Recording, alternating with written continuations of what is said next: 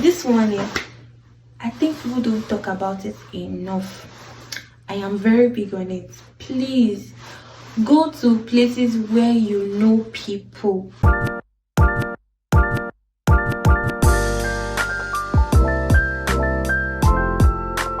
On today's episode, I will be talking about 6 things you should consider when moving into a city as a new immigrant. So the first thing I feel like should be on your list is the cost of housing.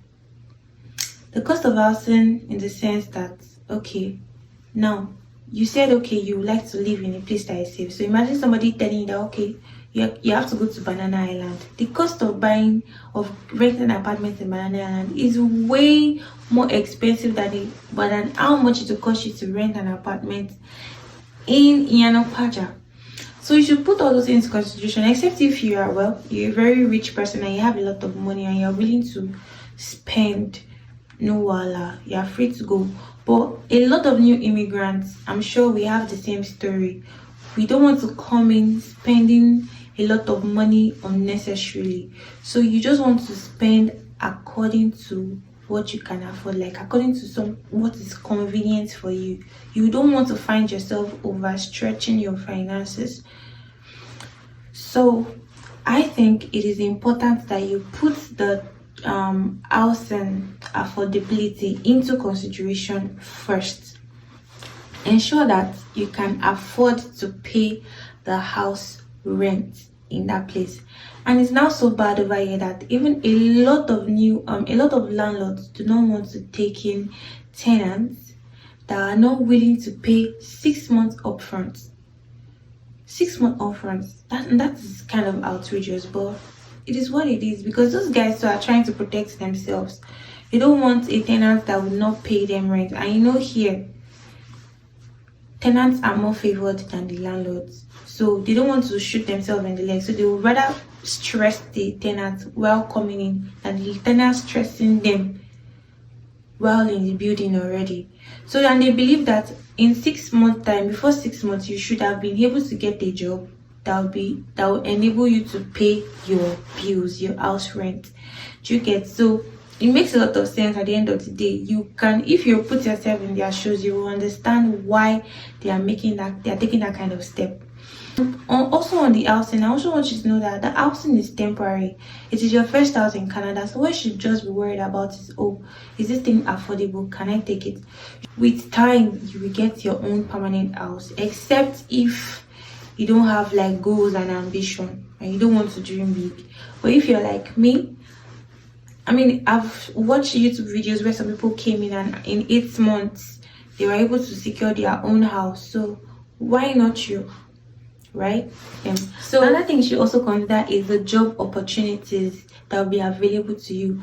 Don't go and settle down in places that it will be difficult for you to get jobs, because at the end of the day, remember I told you now that landlords don't want to rent out to tenants, to new immigrants, because they believe that they might not easily get jobs. And it is true, like getting jobs is quite difficult over here. So sometimes, at least for a start, you might have to do like just something that you can do on the side, like little side also here and there. So you need to stay in a place where you can easily access good information, where people can easily link you up that, oh, do it like this, or a place whereby it will be easy for you to get menial jobs to do, just so that you can at least pay your bills, which is very important. Then on the side, you can start taking courses that you can use in growing your career, and before you know it, in less than 6 months or a year, you'll be able to land your actual job. Another thing I think you should consider is social networking. This one here, I think people don't talk about it enough. I am very big on it. Please go to places where you know people. And I'm not just saying know people, because I know there are some people that are very funny human beings, especially Nigerians. They will just act like as if they don't know you. Go to places that you know people that are willing to help. I know that you might not even know that they were willing to help. Just pray to God that this person because I'm going to this place, will this person be willing to help me? Not that the person will be helping you and be nagging you. No, you need people, because you need people to show you how they've been doing things. I'm not saying that it cannot work if it goes the other way around, like if you don't have anybody, but it will make work so easy for you. So easy. We have somebody that, oh, this is how to do it, this is how to do it, this is the next step to do. It is very important. People will show you how to spend less.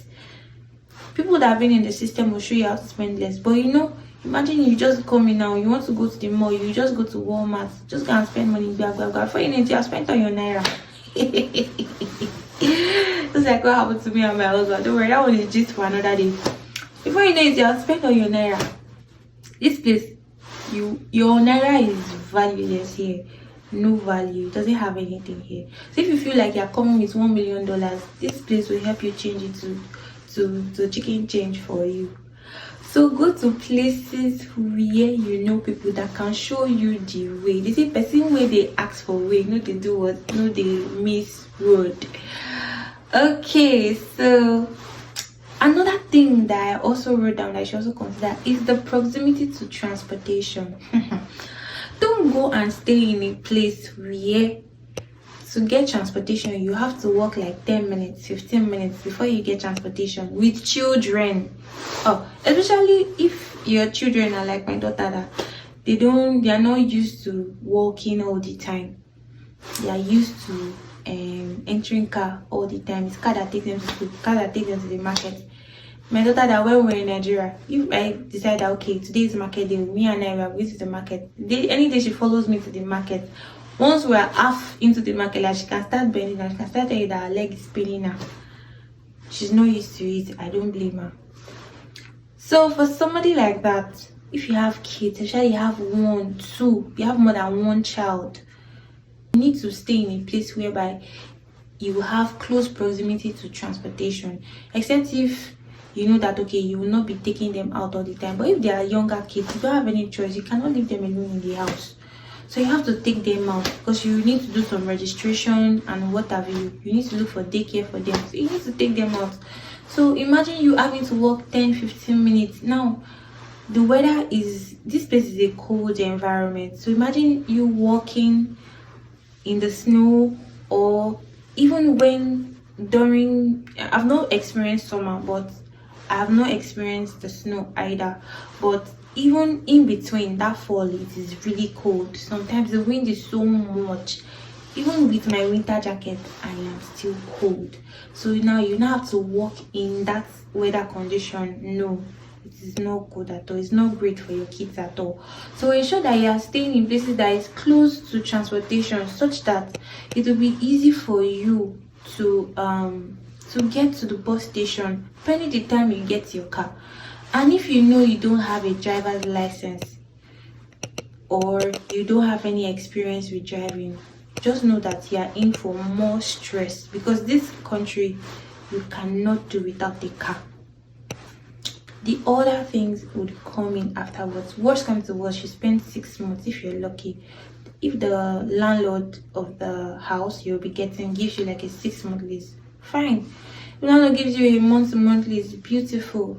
Once you are well settled, you can now start to find a better place for yourself. And if it is 1 year too, no wahala, alhamdulillah.